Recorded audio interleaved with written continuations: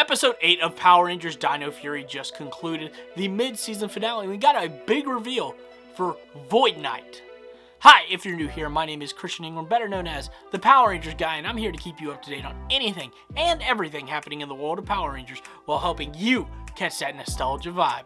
Today we're going to be talking about the end of Episode 8, the mid-season finale of Dino Fury. So if you haven't seen it, spoiler warning ahead. Episode 8 of Dino Fury saw a big reveal. What's behind the door? What's behind the door Void Knight has been hiding? Is it weapons of mass destruction? Is it a new monster? Is it the Gold Ranger? No, none of that.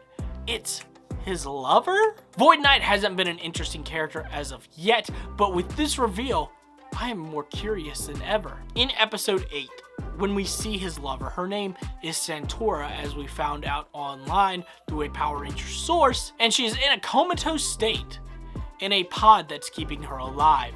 Now, what it looks like she has on is a prison uniform with the numbers and letters 8001X, and that'll come into play here in a moment, because I do want to create a timeline. So first, before we do that, talk about her, we need to create a timeline with Area 62. Area 62 was abandoned about 20 years ago because Void Knight said that about 20 years ago a scientist created a map leading them to a metal they'd never seen before, which was the Zord. Therefore, we can assume that the window of Area 62 being abandoned is probably the year 2000 to current day. So that's a 21-year gap where Void Knight could have came in and taken over it. I'm gonna guess the early 2000s because a lot of that technology is out of date.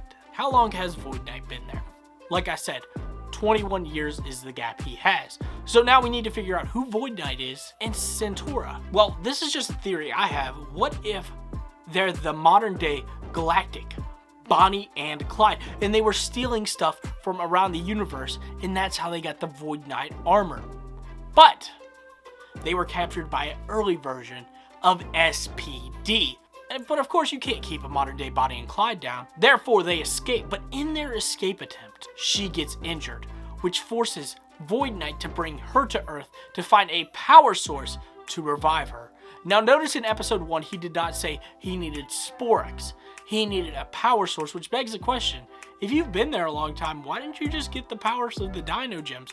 Why didn't you get any other Ranger powers? But I digress. So that's my theory, is that they're the modern day galactic Bonnie and Clyde. But let's go to Dino Fury Season 2. At the end of Season 1 or at the beginning of Season 2, she will be revived. We already know this. It's Power Rangers. It's how that works. She will become the main villain of Season 2, which will be the American version of Aras or Erase. But it's like this. Dino Fury has not been incredible in my opinion so far. They've been lacking in story, but with this, they have the potential to get it right with heartfelt storylines between Void Knight and Centaurus. That's just my opinion, but what do you think? Let me know down in the comment section below. And if you want to pick up one of these sweet hoodies that I have, link down in the description below too.